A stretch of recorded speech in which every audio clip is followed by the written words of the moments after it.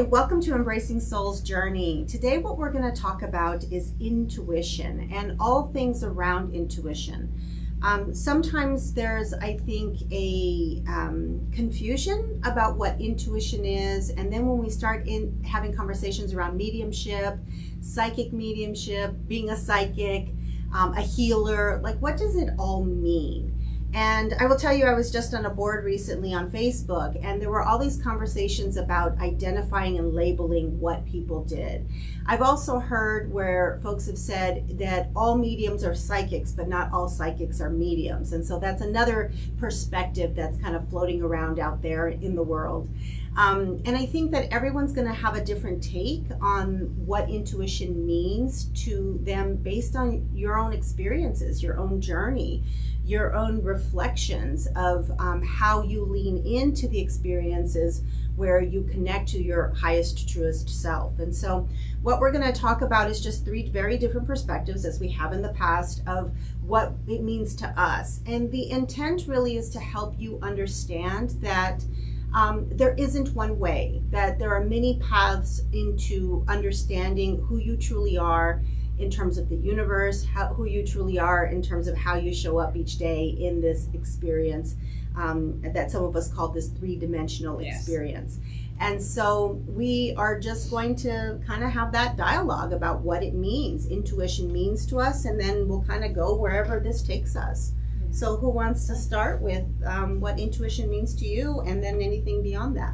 Okay, well, you know, as doing this as many years as I have found that, as you were speaking earlier, that many talk about we all have these gifts, okay? I think that we do to an extent.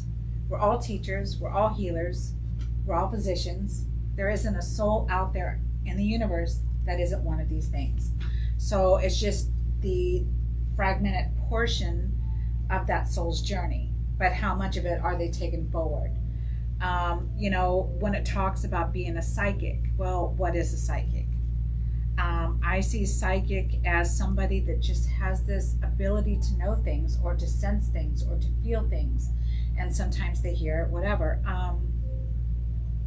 I also feel that in the psychic realm there's so much more to be discovered, because there's so many different layers. I mean, you can see something as a psychic, a vision. You can see it in a true form, or you can see it in your third eye, or you can sense it as an energy. So when you're being a psychic, what is a psychic exactly? I mean, you know, you get that phone call, it's just my mom picking it up. And how'd you know it was your mom picking up the phone? Or it's like, oh, my dad just sat in his chair, I can tell. It's like, how do you know? You don't, because it's that extra sensory perception that we all have within us that we don't understand. Right. And so then it's when we get into these topics, that's when people are like, don't talk about it. Let's not talk about it. But you should talk about it, because that's what you came here to learn. That's what you came here to express. So if you're learning these things, and even though they don't make sense to the next person, it's going to make sense to the next person, or the person after that, or the person after that. There's not just one person learning this energy. And as a psychic, I find that the more we tap into the energy, and there's so many different ways too, by the way. Mm-hmm. You know, I mean, you can do it with dowsing rods, you can do it with tarot decks, you can do it with pendulums, you can, psychometry, touching an object. There's just so many different ways of tapping into this energy. And I just find it like totally fascinating. It lifts my soul up when we talk about it. I get happy.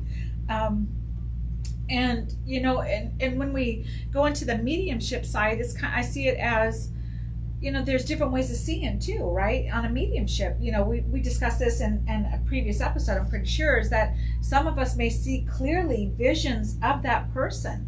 I mean, could tell you every tattoo, every little mole on their face, everything. Or they may, again, feel the energy, which still gives them that impression, but they're still mediums. You know, they're still conveying the message to somebody. Mm-hmm. You know, and so when they say that the medium is a psychic, but the psychic is not a medium, I don't know about that. I honestly can tell you, I don't know about that. Because I feel that if the psychic really chose to, all they have to do is just open themselves. I don't feel that you can only do psychic work and then, or just mediumship. I think it's, you open up a channel and there's doors that go with it. And you can choose to open those doors, or you can just choose to keep them closed. You know, and I see myself as a healer. So I see that I have multi-doors that I'm capable of using and opening at any given time that I feel that I need to use them in that moment. And so I'll pull them as I do my reading. Or if I'm doing healing work, I'll pull what is needed in that moment. So I think that the more you do it, the more you're able to understand your ability. I mean, we're not even touching the surface of what we can do. We're not even close. It's like, and I just feel that people are seeing things and thinking that it's not, you know, it's not a good thing, but it is a good thing because you're opening up the awareness to who you truly are. I mean, we're, like you were saying earlier, we are one individual soul walking a path, and we're trying to be our best selves in the moment that is presented to us. However, sometimes we're not, but that's okay too, because that's the path we're choosing to walk. But we can only be the best in ourselves if we allow that part of ourselves to create it.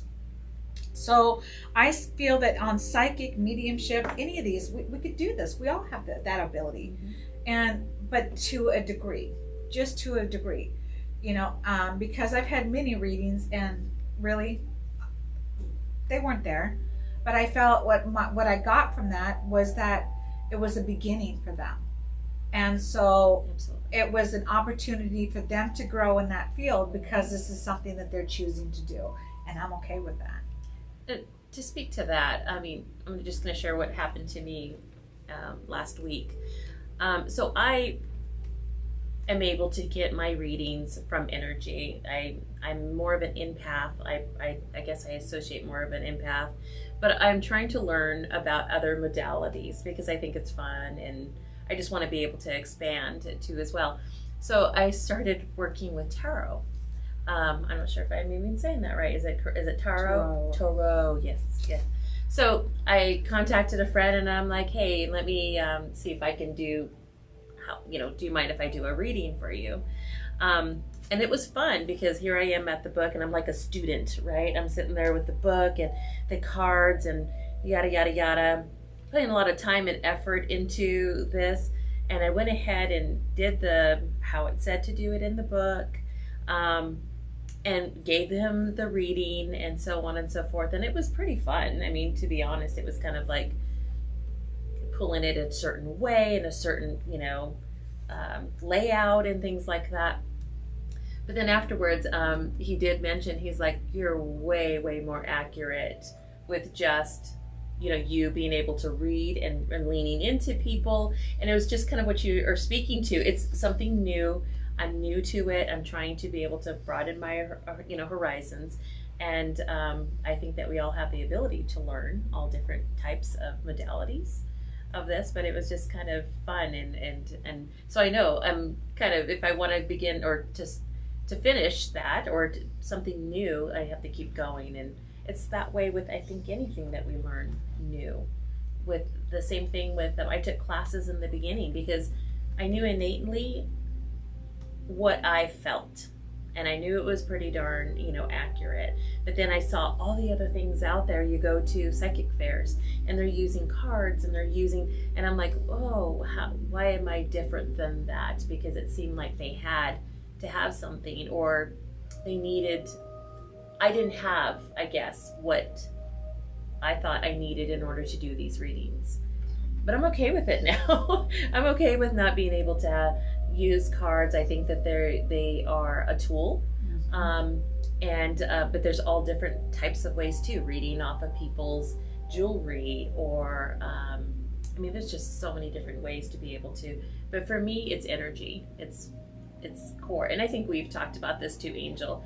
How and you might want to share too how your shift has changed. You went from being visually. Oh yeah. So. And this throughout time, you were used to doing it one way, and now you're learning a different way, and it's just fascinating how Yeah, we can switch. Yeah, I'm definitely here to fine tune my energy. So I was capable of seeing, like we were discussing earlier, somebody with moles on their face, tattoos. I could give you everything, everywhere the gray hair was. And I guess that was too easy. So they pulled that back and I had to learn to do energy. And that was frustrating because I got really angry because I'm like, what? What'd you do this for? Now I can't do what I do, but I had to let go of the fact that I could still do it. I just had to learn to use the energy versus what I was capable of seeing. That's easy stuff, but when you're working with energy, you have to tap in. You have to, it was like looking through, imagine a screen door on top of a screen door on top of a screen door. It's like 10 screens and you're trying to like look in there, trying to see if you make sure you're still seeing it. And then that's how it felt. And I was constantly straining, trying to like get inside that energy because I really wanted to know what I was getting. And I mean, it worked, but then I was like, why am I doing this? I'm making myself sick. It's getting too hard on me. And I let go, and energy just started forming. And I was like, oh, never mind. I thought I had to work hard at it. And the truth is, if we just let go and trust, well, it's going to come to us, I mean, energy is crazy, but it's a lot of fun. It is a lot of fun. It's a lot of fun. Go ahead. What'd you say? So in terms of when you look at the labels, of psychic medium or psychic medium, intuition, or being an intuitive, what resonates with you? I tell people, healer. I say that I'm an intuitive healer. I don't use the word psychic. I don't use the word mediumship, and they're not bad words, they're great words, but the truth is that we're not fortune tellers, we're healers. So I mean, I feel that even the psychic, even the medium is a healer. And so our gifts are just here to help people. We're not here to abuse it. We're here to bring something forward and bring healing to those souls that are in need of it. But you do a lot of psychic work. I do. I mean, it's like when somebody sits down and reads with you, you do a lot of the projection forward. And I bring that up because I don't. And it's not that I can't, and I'll share that in a few minutes. It's not that I can't, it's that I choose not to. And so even though I might see something, I tend to hold back in sharing that information, and that's just a choice. I think that's an important thing to mention. It's like you get to choose what your office hours are. You get to choose whether you want to be open all the time or not. You get to choose whether you want to work with angels and guides or simply mediumship and people who have crossed over. You get to choose what it's like any job. You get to choose what specialization. And some people who come in and say, I want to do all of it, can do all of it and do all of it. And other people sort of limit whatever they're willing to do in this, in their experience with others. So tell me Tina, what resonates? Because I know you're an empath, and I would say that in my experience with empaths, you would what I consider kind of on the extreme end of being an empath. And I think part of your journey has been figuring out how to figure out where your experience, your emotional state of being is, and where somebody else's enters that space. Because you can feel things very heavily, and it can be muddled and confusing. Oh, yes. So on top of being an empath, what resonates in terms of the labels resonate with you? I would say intuitive empath for me, because I too, like you, I can be able to do psychic work, and I still do psychic work. I kind of pull back on that too as well. I'm just probably not there in my journey yet. I'm having so much fun with the other type of things. And I think that's great that you brought it up, because in the beginning as a child, I felt everything. I mean, I constantly had a stomach ache because I was always feeling, and it's just that discernment part of it. What is me? What is somebody else? And my biggest motto is not my circus, not my monkey. And I think it is. And I've learned this. But another biggest tool that I learned, because with empaths and with being an extreme empath, I really had to learn what my boundaries were, because you feel you are a healer and you want to be able to heal people, but at what cost? I had to be able to put boundaries up. And that's what when I started going out to learn in the world, is to be able to put up boundaries for empaths, because I had to do something in order to make sure that I was healthy. And it was actually at your angel party that you had, that somebody gave me a really good analogy and about having office hours, which I learned to have office hours. Because before I was like open, and I could feel that person, the grass, I could feel everything. And I think that's for empaths. I think that's why they feel they have a lot of anxiety. Then it goes into depression. They think that it's not an ability. They think it's, a curse or what have you, because you're just dealing with so much. So I learned tools through all of this, and having office hours. And I think it was you that gave me an analogy of just like kind of it being totally open, and then you just saying, like have be able to close that down, and be able to have your times, because it's almost like I had this beam going up, right? And then they were bothering me in the middle of the night. People were coming saying, hey, they were doing astroplaning, like being able to take my body while I was, sleeping. I was waking up exhausted. And I finally said, you know what? I put boundaries up. I'm like, nope, I'm sleeping. This is not a time for you to be able. So I gradually, and now I'm finding that balance to be able to live life. I also have learned when I am doing the readings, I call it my own Starbucks or my own coffee shop. I like because that. What I do is I push my energy out. So I have sort of like an energetic shell of myself, and I meet that person there. So they're not physically I'm not feeling them in my body. Because before, when I helped an individual who was dying of cancer, breast cancer, I felt everything towards the end. My mom was like, what is wrong with you?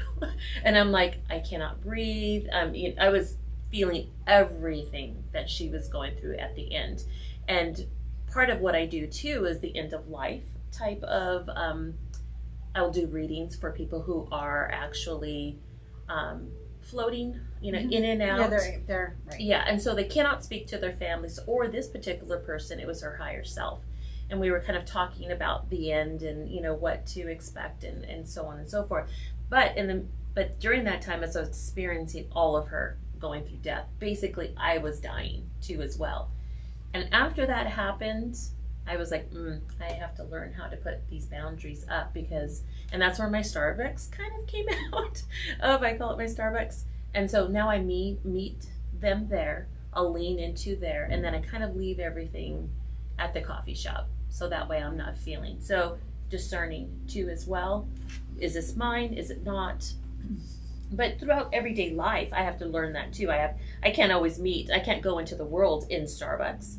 So I have to learn how that is, because as an empath, when you go out into crowds, you go into Costco or to any of those, you will feel people's energy fields as you're walking. And you almost are taken back. You're like, ugh. And so by the time, if you don't have your boundaries, for me, my boundaries put up, I'm exhausted by the time. And I'm like done. Right, so right. it's learning all of those different types of things for me. And I didn't learn this until probably about 6-7 years ago.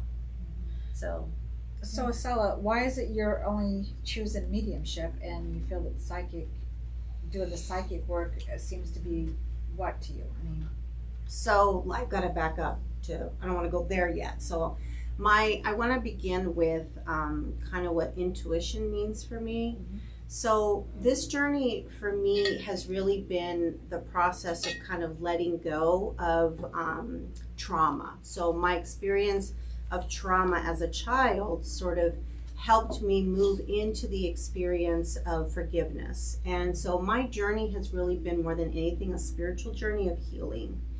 And as a result of that, because there were times where I felt uncertainty, doubt, and fear as a child, I sort of relied on, at the time, what I considered faith. And so I got messages of comfort and knowing that things were going to be okay, but I had no way of understanding how. But there was this undercurrent of just believing that things were going to somehow work themselves out.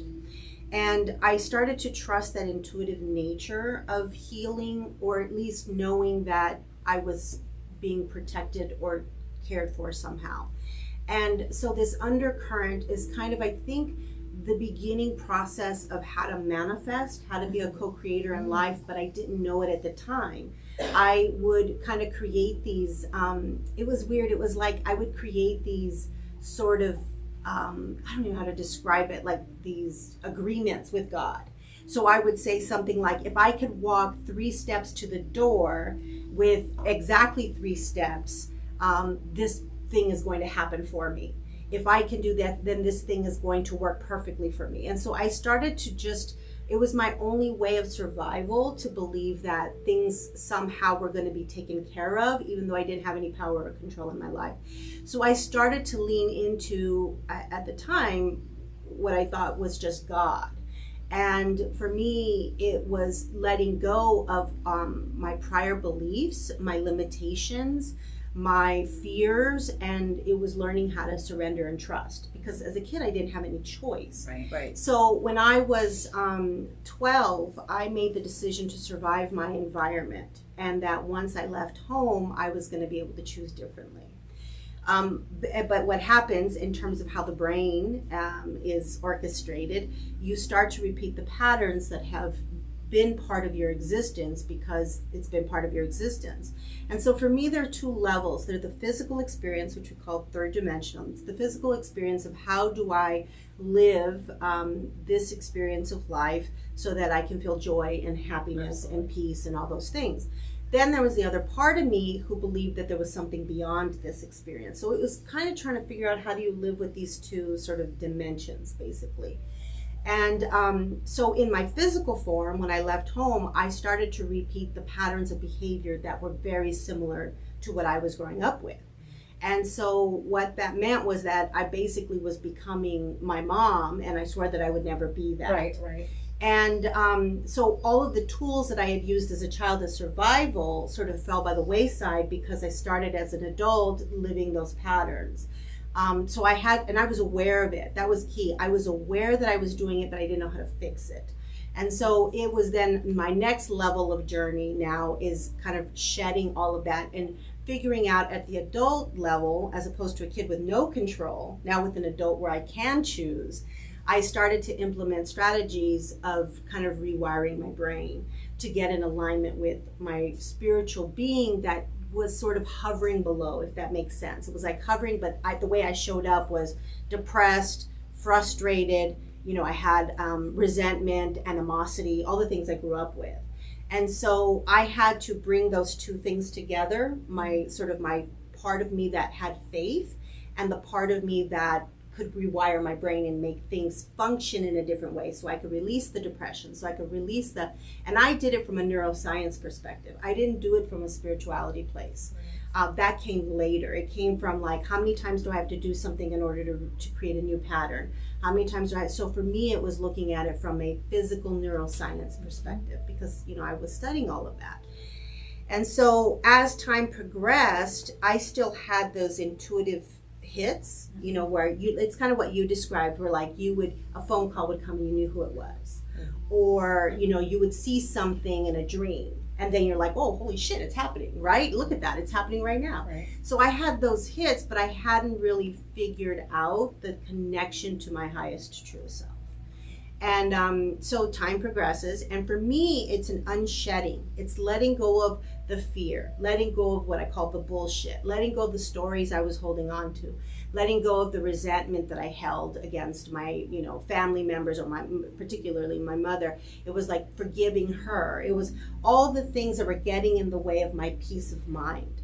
And as I started more and more to do that, I started to be able to connect with that part within me that was where peace exists, right. where joy exists, where love exists. And because I had already established the pattern of trusting, you know, trusting something outside of myself, that part was easy. The surrender piece was much easier. And one of the things I had to work on was not self-sabotaging as well, because that's another thing that folks do, and that I had become accustomed to. I was like waiting for the other shoe to drop. Oh yeah. Right, just yes. waiting for the other shoe to drop. and that I had grown up with. So all of that journey for me was how I started to access peace and love and joy, knowing that it was a choice. And as I started to do that, that's when my intuition really became a conscious effort. Because prior to that, it was a subconscious. Like I kind of knew, I didn't know how I knew, it's sixth sense. And then as I continued, all of a sudden I started to feel, actually the way it started for me at a conscious level is I started writing. And so a friend of mine told me, just write down what you hear. And so I did that. I started writing down whatever came to me. So I was channel writing, basically. Right. And my handwriting changed completely. And all of a sudden I was hearing things that I'm like, I know. And then that's the scary part. When you're like, that sounds like me, but is it me? Is it who's talking to me?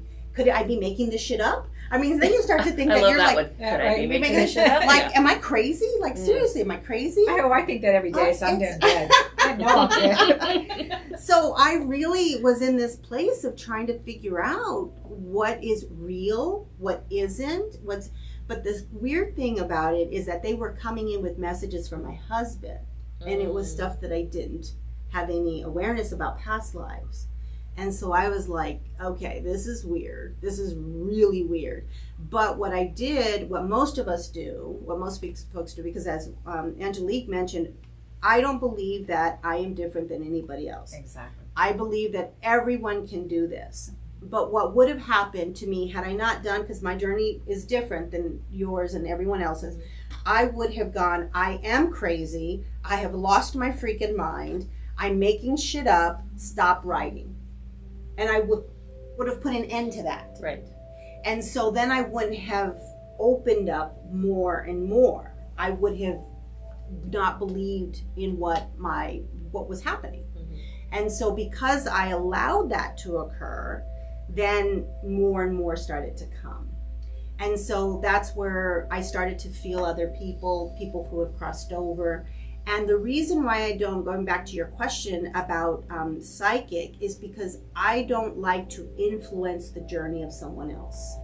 And so I'm uncomfortable with that. And, I'm uncomfortable with first off, two things. I'll give you an example that's happened to me. Is my husband going to get cancer again? Well, hell, I don't want to be the one to tell you that, yay or nay. I don't want to be the one to tell you, yes, he's going to get cancer and he's going to die within a year.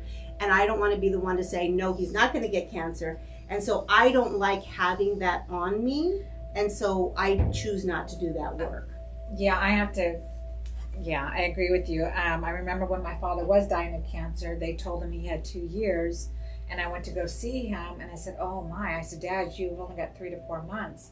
And they said, no, they told me 2 years. And I'm like, no, 3 to 4 months. And that was the hardest thing, because to know what was coming in and deliver that message. I mean, the good thing was because he couldn't understand why I had these abilities. And I was like, well, we're good because I don't understand it either. So it's, it's two of us. And I said, but the truth is I said, we're all going to good places. People think that we're not, but we are. Mm-hmm. And so, but he made sure he yelled across the veil so that I could hear him, afterwards, after he passed. But I haven't seen him since then. Dang it. Yeah. So that I don't want to influence, because I'm a strong believer of the self-fulfilling prophecy. It's part of that whole psychology piece and neuroscience part that I have studied for many, many years. It's that I don't want to be the one to influence what you believe your journey is going to be. Absolutely. I want you to just be in the experience of it. And that's why I struggle with sharing. Now, what I will say, and I'll say that to people, so when folks come to me and I'm like, I don't do a lot of psychic work, but what I will do, like someone will say, should I move to another state, right? And so I'll lean into it and I say this, I'm just gonna tell you what it feels like for me. So I kind of imagine the person in Georgia, and I go, okay, in Georgia, it feels like, I don't know, it doesn't feel like it's a good fit for what you're wanting to have, what you want to accomplish in your life. So I'll say that, but I'm also very clear that, I'm not predicting that this X, Y, and Z is going to happen. See, yeah, and for me, it's kind of different like that, because I don't never know what's going to come out of my mouth, as you know, and but way of approaching it is I'll be like, oh my God, when they come to have a reading with me, I never know if it's going to be a mediumship or if it's going to be on the psychic side or what. I just don't know. Mm-hmm. And then all of a sudden I'll be like, oh my God, you're moving to Georgia, for instance. Well, I was just thinking about doing it. Well, you are going. I know they're going because I don't never see anything that might be a possibility. What my ability seems to be is very definite, and so I don't understand that. I don't, it's like, because I always thought, okay, well, somebody had made a comment like on the psychic side that, things can change. You can change the outcome. That I don't buy that. If you made a mistake in your reading, own it. I can't, and I don't mean to, to harp on anybody that's doing a reading that says, oh, well, it's because they changed it. That I don't buy that. I just can't. Mm-hmm. Because for me, it's like if I see something and I get it, I have to give it to them. However, if it doesn't happen, it's not because that that they change it. It's because I misunderstood what I got. Period. Mm-hmm. And I would accept that. But I'm not going to sit there and say, oh, well, you changed it, because I've had a couple incidences, and I really will not mention them because I know somebody would be watching, and I can't allow that. But I tried to change destiny, and I knew about something a long time before it happened, and it still unfolded the way I didn't want it to unfold. Mm-hmm. So I can't, you know what I mean? It was like I did everything in my power to make sure that it wouldn't unfold the way that it did, and it did. So if it's meant to be, it's going to be. I think, and I agree with that. I think, though, that you also, it's like what we were talking about, what Tina was saying, is like we make agreements. Mm-hmm.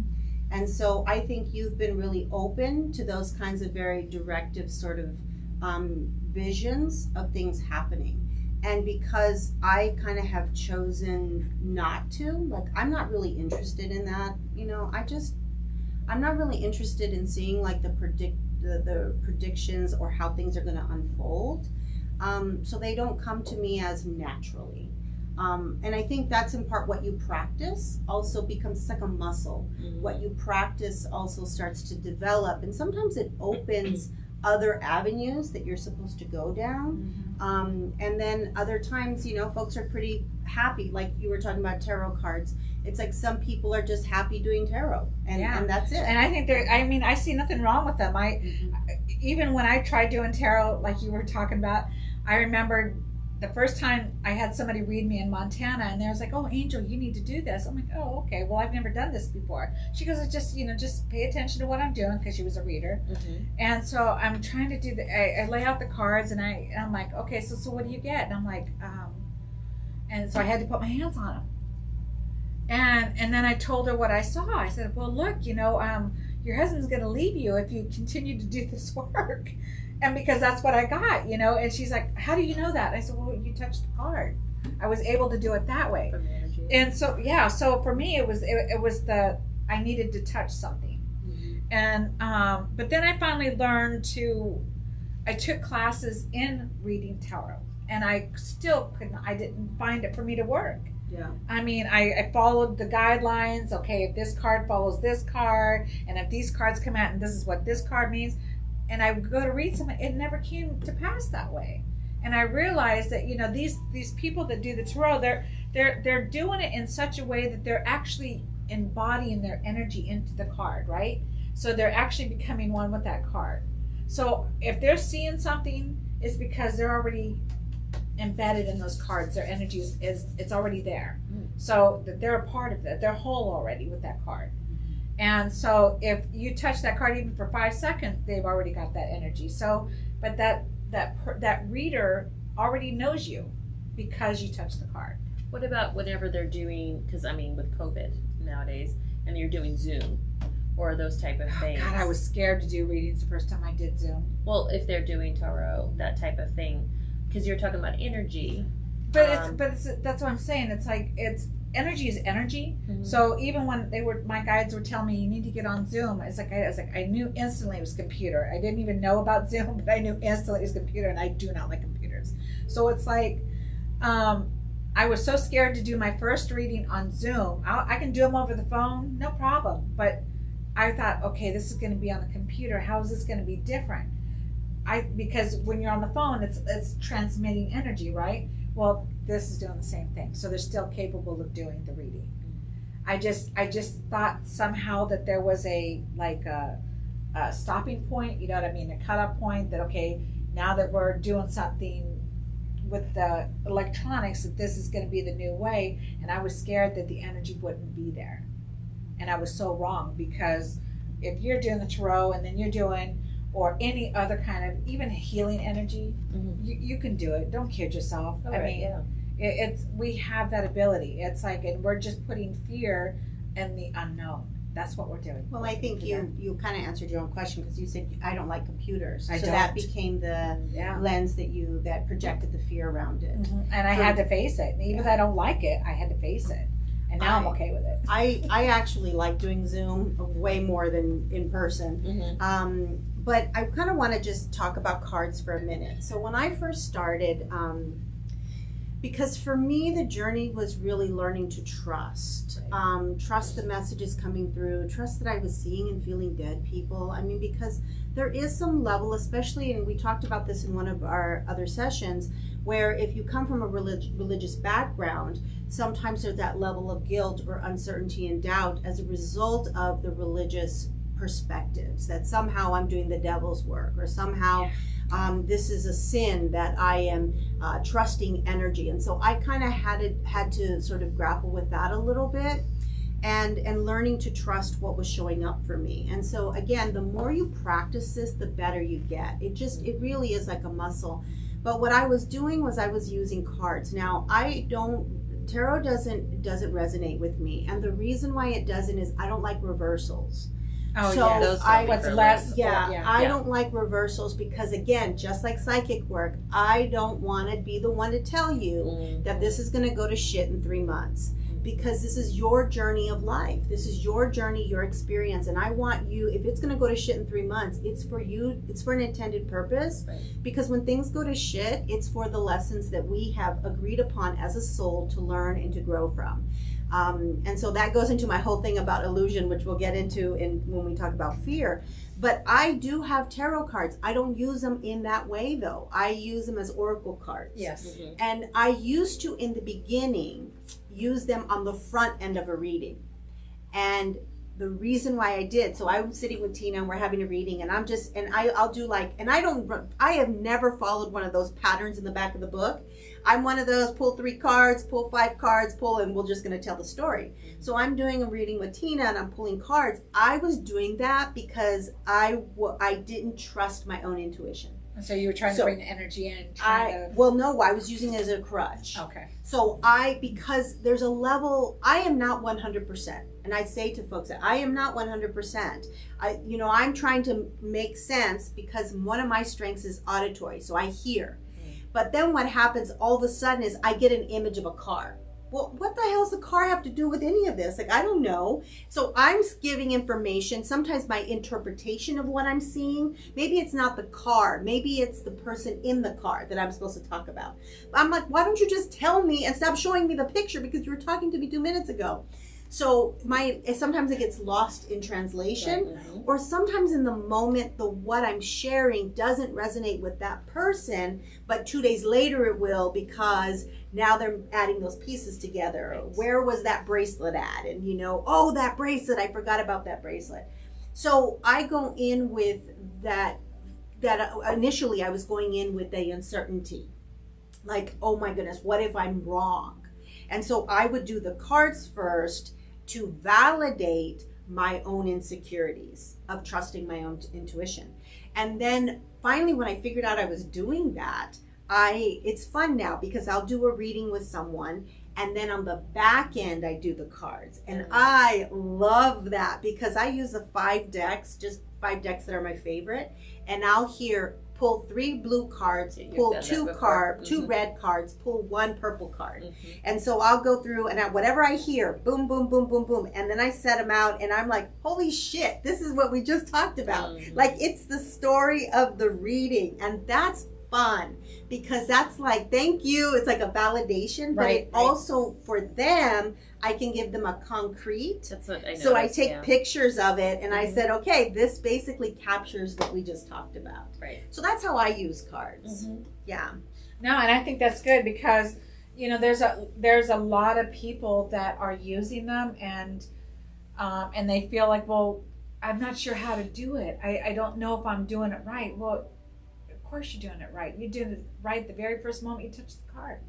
You know, because again, it's just an energy. So, and we're all so in tuned, and our frequencies are changing, our vibrations are being lifted, and our DNA is being changed. So, of course, more people are going to come into the world with these abilities. They're going to be able to do things that some of us can't do.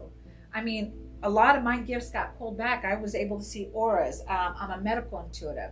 You know, I could see the future, 3 to 4 days, major events happen before they happen. I had no control over that, and I didn't like that.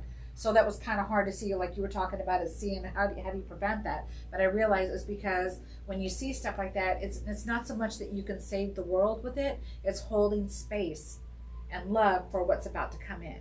But it took me 4 years to figure that out, by the way. That was a long time. So energy, when we're growing with it, whether we're intuitive, you know, on an empathic level, or working with spirits, I mean, we're so much greater, so much more. There's a word I want to use, and I'm just trying to think of it. We're not material. We're not. You know, we may be human, but we're not. We're so much more than what we are. I know the word. I'm just stuck at it. So it's just finding that within us and realizing that greatness is everything that we ever could hope for. And that is exactly what we are and who we are. So if we open these channels, then our development of our skills becomes even greater than even what we physically understand, becomes so much more. So, I mean, I think intuition is really important to our growth. You know, healing is important to our growth. People that are doing mediumship or just psychic stuff, it's like, don't quit, don't give up. It's important. You're here to grow, you're here to learn. Take it, run with it, do the best you can with it, because that's what we're here for. And then you'll learn something new. Yeah. But I want to ask you, ladies, do you feel the energy, because I go by vibration too as well, do you feel that you get messages from different sources in your line of work? Yes. But I want to just make sure I understand your question. Are you talking about when messages come through, do they feel differently according to what source they come from or where they're coming from? What are you asking? Yeah. Well, I'll just give you an example. So whenever I do energy readings, it comes in like through my You were talking my about tummy. that through your solar and I know plexus. different people get messages from the different chakras. So I'm just wondering, do you guys, like when I did the tarot cards, completely different energy for me. So I'm just wondering, like, can you guys decipher? Can you say, like, if you're working with angels and you're getting the messages from, does it feel differently than when you do the other modalities of does that make sense? Yeah, it does. For me, well, I want to go back before I describe this. So for me, intuition is alignment with my highest self. My highest, truest self is an aspect of God. So I am God in action is what I am. And so, and each one of us is a unique aspect of God, bringing in tools, bringing in support, bringing in healing. It's whatever we agreed to bring. And so that's what my intuition is. And so I do believe that angels, guides, and all of that are in spirit are one. So what I mean by that is that they're all one source, as we are one source. We are all part of the collective. So in truth, we are all part of the oneness. So there isn't a difference between the levels of angels and guides and who we are, because we're all of the same source. Now, having said that, I understand that at that level, right? When I'm doing readings, however, where I start is I lean into your energy first. I usually can get a sense of, what you're experiencing emotionally, because that's what my strength is your emotional state of being. Sometimes I can go, oh, what's going on with your back? whoa, and I'll feel it. I'm like, oh my God, what is going on with your back? Like, so I lean into your energy. Then I dial. So it's like an old-fashioned radio, and I dial and I move into, my next is usually what I go into is angels and guides. So to me, the archangels that I work with look like a roulette wheel. They're all around me, and then one steps forward, whoever's supposed to be sort of the one who's going to take charge of the reading. Sometimes they take turns, but often it's one. And then if someone wants to speak to someone who's crossed over, I dial up again. And then it's not dial up, it's just a different frequency for me. Nice. And then I go, okay, who do you want to talk to? I want to talk to my Tia Maria. And I say, okay, Tia Maria, are you there? And she goes, yep, here I am. I'm ready. I've been sitting here waiting for you to talk to me. And then I will bring in the messages for them. So that's how I function. I don't do there's your grandmotherly figure is in your, I don't do any of that. If you want to talk to them, tell me who you want to talk to. Yeah. See, yeah, and it doesn't do that for me. I don't feel anything like other than just it's a knowing for me. And then if a relative or somebody's coming in, they'll just tell me who they are, you know, but I have guidelines. So it's like I told you before, I tell me, you have to tell me, because now that I have to feel the energy, or I have to trust and know the energy, I need to know who you are. Because I'm not going to sit there and do the 10 name guessing game. Yeah. It's like, no, what's your name? How'd you die? What's the message? Because I and somebody told me that I shouldn't do that. Well, but that's their perspective. Mine says, get to the point. Because I don't want to waste my time, because it's not that I don't care about these people. I really do care. But if I don't know if I can't see them like I used to, and now I got to feel them or understand them, then let's get to it. Let's tell me who you are. You mom, dad, brother, sister, girlfriend, boyfriend, what? Who are you? You know, it's like, I mean, I had one because, and again, I didn't, like I said, I can't feel them. I mean, I feel them, but I couldn't see them anymore.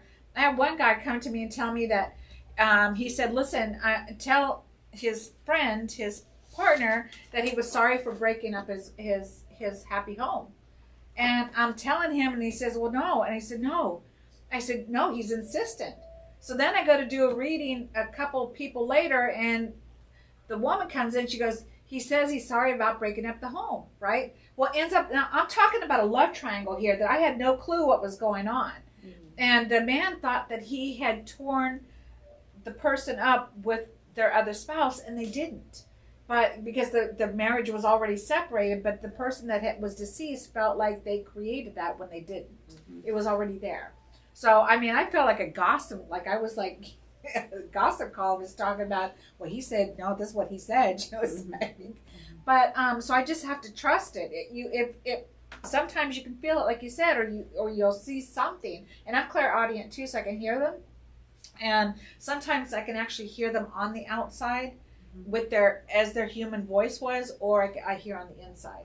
But I never know how they're going to come to me, and I'm just like, okay, let's just stop playing the guessing game. You have to be direct with me. They have to. And I think what's important about what you're saying is that you receive it based on who you are. And that's another thing that a lot of folks want to put labels on things. A lot of people, like even just saying psychic and medium, a lot of people want to put labels on things. A lot of people want to go, okay, this is the way she experiences it, so that's what my expectation is. And so then that becomes sort of, you're wishing for it, or you're trying to reach for it, or you're trying to desire the ability to do X, Y, Z based on your experience. But see, each one of us come in with a different blueprint. And as we receive it, it's going to be based on who we are. And so you receive your messages, you receive everything that you do based on who you are. So when you say something like, I just need it to be direct, that's who you are.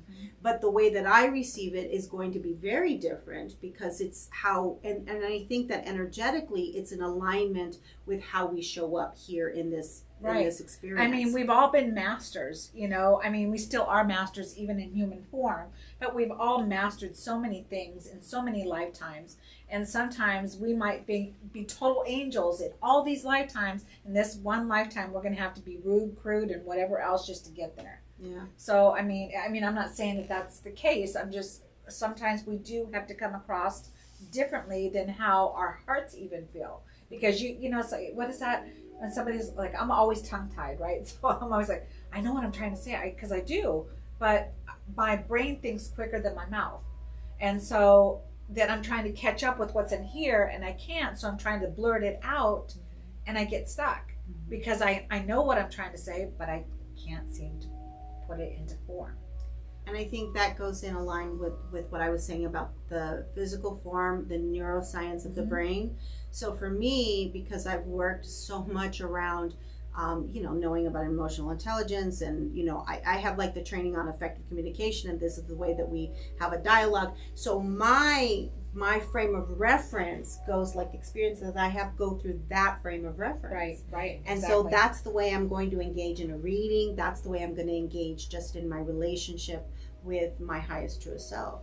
So question to you all about, are you open all the time? So when, and when, now you kind of answered that already. Sorry, and you've been working on that for a long time. I've been working on closing. Yeah. Yeah. And I want to throw something out there before you answer, we go into that answer. When I first kind of consciously became aware, one of my fears was that if I closed, I would lose the ability. But when you first open, you really think and you almost for me, it was like meditate. I wanted to meditate all the time. Like I wanted to sit quietly because I could connect and I could have all these conversations with, my dead relatives, or I could have conversations with, with spirit. And I got really excited about that. And so there was a little bit of a fear that if I closed, then I was going to lose it. And then I realized that wasn't true. And then I learned how to do that. But remember too, I think it boils down to like a muscle, right? I mean, if you're closed and you're closed, you're going to have to just be patient with yourself because you're going to have to rework that muscle again. Right. So I think that there's that, in there. But to go on the opposite end of it, when you're constantly being open, you feel so flighty. Like I was floating halfway in and out of my body, and I was trying to figure out, how am I going to live on this physical earth? So I was actually at a psychic, event, and she's great. There's one particular gal, and I'm sitting down, and she doesn't know that, can, feel people or what have you. And she was just very blunt. She's like, "What the heck is going on with you?" And I was like, "What do you mean?" She's like, You're out of your body." She's like, "You can't do that." And she was, and so she would basically help ground me and to help me feel. And when I didn't realize, because that was normal for me, and I didn't realize that how I felt to be fully in the body until somebody helped me be able to fully ground myself. So then I started going into learning how to ground myself. So my process was kind of flip-flop, trying to be able to figure out how to close, but yet not be so closed that I'm not able to do my work. And to go back to your psychic, I just want to touch on being able to talk about some of the psychic abilities, because I don't believe in, I'm kind of with you, ISELA, where I don't want to intrude on somebody's journey. And it's not to say that you do, but for me personally, I don't like to talk about money. Relationships, I will kind of empathically be able to look into or lean into and feel at that time. But there are certain things that I do like about my psychic abilities that I'm like, okay, I'm okay with. One particular one was finding 2 children that were lost all the way in Pennsylvania. That one, I was very grateful that I was able to psychically tap into it, to look, it's even though I feel things here, pictures were coming to me. I could see, I could smell the grass, I could do all of those type of things. So for me, when a person shows up, I don't want to know anything about them. And I want to be able the reading to go organically. So, and I know that, I think that's your thought process, and I think it's really cool because I've learned some of those, tools that she has, but sometimes I don't know what or where the reading's going to go, because it's based on that individual, on what they need to hear, and what the message is for them, because I've learned that I need to step out of it. It's not about me. It's about me being able to channel and to be able to give the message, and that was really hard because I didn't want to hurt anybody's feelings or what have you, but I do say a prayer prior to say, I, for the greater good, positive, So I try to set that so I'm not going into doom or gloom or those type of things. for those type of readings. And so I will range from, speaking to babies in vitro, or, if she's I love pregnant. doing that one. I love that if she's, so it just ranges. It can kind of, go all over the place when it just depends on the individual.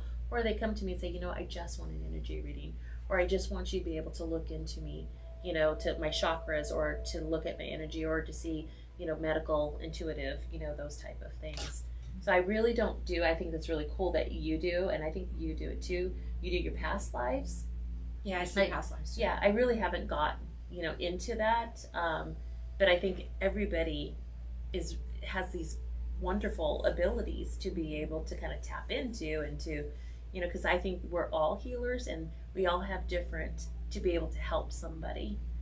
And that's why it keeps me going, just to be able to help them with that. So psychic work, I think that I'm kind of on that too. I'll choose to close down on certain things. I'm like, that's not something that I want to do. Right. Those type of things. So Do you stay open? Like when you enter a room and you can feel like if there's a group of people, do you stay open where you're leaning into their energy or get messages? I try to actually, it's like I am pretty much open, not all the time, but a lot of the time, because there was a time that, like, when my mother was sick too, she's alive, but I was trying to shut things down, and I was hearing, you need to go talk to that woman over there, and I kept seeing all these angels around her, but I wasn't going to go talk to her, because what am I going to say? It's like, this woman doesn't know me. It was like, and I couldn't do it, and I'm having an argument inside my head, because I don't want to go over there and say something. And so finally, I remember my mom was going for she was having chemo, so she was going through all that stuff, and that woman finally went in the room, or they called her name, and finally I went to the husband, and I said, look, please tell her she's going to be okay. She has all these angels around her, and I'm supposed to give the message. But I didn't. It's hard because you don't really, like you said, you don't really want to. There's certain things you just don't want to do. But I found that I became, I did not become. I was probably her before she was herself. Teresa Capote, is that her name? I'm very outspoken. The Long Island medium. Yes. If there's something that has to be said, I'm going to tell you. Not because I'm trying to think I'm all that, because I don't think like that at all. I think it's just the way you channel. It's just how I channel. Yeah. And so for me, it's like these spirits, they wait thousands of years for people like you and myself to come in here and do the work that we came here to do. So it's like you have contracts coming in that you're going to help this spirit, you're going to help this spirit, you're going to help this spirit. And so if you don't choose to give that message, I hate to say this, shame on you, because it's like you need to figure out what your issue is, because if that person's coming in, give it. I don't care if you have to give it to that person, to give it to that person, to give it to that person. It needs to come through. It has to come through. So do you guys ever do this out in public, or? I used to, but I don't anymore. You don't. So if spirit's bugging you, then I'll do it. Okay. So I stay closed most of the time, and it's because I still do work in the other, I still do lots of work where I'm in with a lot of people, and when I need it, I'll intuitively lean into someone, but I generally stay closed most of the time, unless I'm doing a reading, unless there's an intended purpose. I'm usually closed. Oh, yeah. Now, I do want to say, because it kind of goes with what you were saying, I went to a Hay House conference, and there was, I don't know if you've ever been to one of these conferences, but there's like 300 people in a room. And I don't like I'm very introverted. I'm very extreme introverted. And that means that I prefer spending time alone. Like even with my family, it takes energy for me. And I love my family, but I'm an extreme introvert, even though I do this kind of stuff and I present in front of hundreds of people. And I don't have any problems doing that. But in my own time, I'm really a loner. So when I go to conferences, number one, I often would like to go by myself so I can just be in the experience. I don't want to talk to anybody in the room. I don't want to make friends with anybody. I don't want to network with anybody. I just want to pull, and oftentimes they have the chairs connected because yes, it's right. I know. I pull it apart. I get there early enough to pull it and sit way in the corner over here. That's who I am. When I remember when I did my undergrad work, I was in a classroom of like 400 people, right? And I would sit I wouldn't talk to one single soul in my class, and I would never ask somebody for notes. I wouldn't do anything like that. I would sit all by myself in my own little island. I'm the same way in these conferences. And there was this man sitting in front of me, and I was over here hanging by myself, and he was sitting here, and I remember him to this day. And I had a spirit that just wouldn't leave me the hell alone. So I was taking notes, because I'm very elaborate in my note taking. I have all these pictures that I draw and stuff. So I'm taking these notes and I'm saying, shut up, shut up. But the way that they show up for me is in my chest. It's almost like I can't breathe. Mm-hmm. It's like an elephant. And so I get heavy. Yeah, I get I can't breathe. And I'm like, step away in my head, step away. So we go through the whole morning. We have lunchtime. Won't leave me alone. Won't leave me alone. And I'm like, you know what? Screw it, right? So I go up to him and I say, I'm at a Hay House conference. So right. He's probably going to believe in some of this stuff. So I go up to him and I said, I just want to chat with you for a minute. I've been sitting back here and I have to tell you that, there's an energy that is super strong. It's a female energy. She needs me to communicate with you, and you can tell me you're crazy and walk away from me, and I'm going to be okay with that. I just needed to do this. Mm-hmm. He got teary-eyed, and I gave him the message, and he received it, and then he walked away, and then he came back and he handed me his business card, and he wrote something on the back. He just put it in my hand, and I just, he covered it, so it was intended me not to read it. But then he said to me, I had a guru that I followed for many, many years, and she just passed away a couple months ago. And so he starts, and he said he had to walk away because he was so overwhelmed with emotion, because he was missing her, and she was such an integral part of his journey and his healing and all of that. And so that's who was coming through to communicate with him. And I'll tell you, she was insistent as I don't know what. Yeah, I mean, there's times you're like, oh my God, just stop. I'm like, I can't breathe. I'm trying to do this conference. You've actually had people ride around with you, right? Until it was time to, I mean, sometimes it's. Yeah. It's and there is no way, I just had to trust that. To trust the experience and do it. And it's hard because I usually am closed down, but then sometimes I get these messages that I'm out and about, and more than not, it means it needs to be said. Mm-hmm. But then it's that initial, you go up to somebody and you're like, hey, don't know you. But this came for you. I've had a couple spirits too that come in, and they're not even connected with the people, and I'm like, why are you here? Because they wanted to experience the energy. I'm like, really? Some people just in my head, I'm like, you need to go now. It's like some people come and hang out just to look.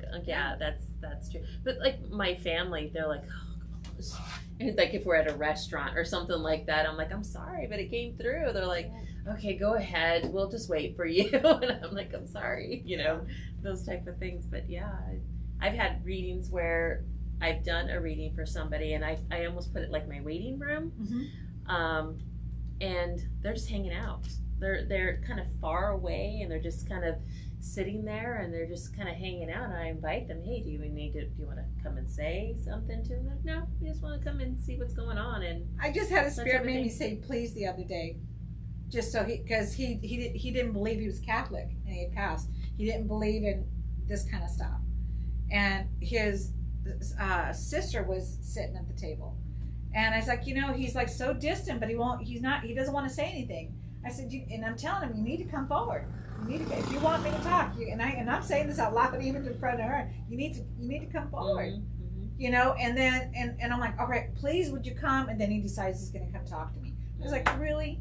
I mean, it was, I thought, what an ego, even after death, you know what I mean? Making me say please. It was it was funny, but it was fun. Alrighty, so we're at time. We might even be a little over time, but I want to just make sure that if you've gotten this far, and I need to actually tell folks to subscribe on the front end. Be sure to subscribe to our channel. We put these out. We're aiming for at least once a month, and if we can, twice a month. These continued conversations that I think more than anything, we want you to recognize that there are 3 different approaches, and there are more than that. But just to share our different approaches, our different perspectives, and how we experience, for today, intuition and what that means to us. So be sure to subscribe, follow us on Facebook, where we will post our videos. And yeah, stay in touch. If you want to get a hold of any of us, our contact information will be listed below. All 3 of us provide readings, and now Angelique is comfortable with Zoom. So if you're watching this from Australia, she's willing to have a reading from us if you're in Australia. So yeah, we have lots of different ways that we can connect with you if you so desire. So yeah, check us out. Thank you. Have a great one. Bye. Bye.